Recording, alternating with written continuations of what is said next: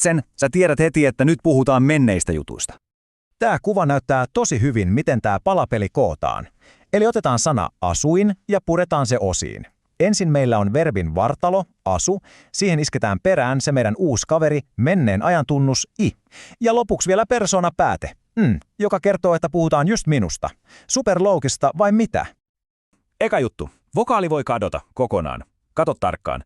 Presenssissä sanotaan minä pidän. Siellä on toi ää-kirjain.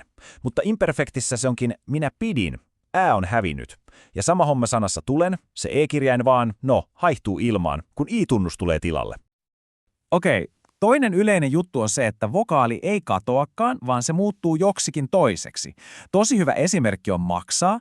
Presenssin a-kirjain muuttuukin imperfektissä ooksi, maksoin. Eli ei katoamistemppua, vaan ihan kunnon muodon muutos. Ja sitten on vielä yksi erikoistapaus, vähän niin kuin bonussääntö. On olemassa tietty verbiryhmä, verbityyppi 4, johon kuuluu just nämä ata- tai ota-loppuiset verbit, kuten haluta tai siivota. Ja näiden juju on se, että niihin ei tulekaan pelkkä i, vaan niiden tunnus onkin si. Ja täältä se näyttää käytännössä. Minä haluan on menneessä ajassa minä halusin. Minä siivoan taas on minä siivosin. Aika selkeetä, eikö?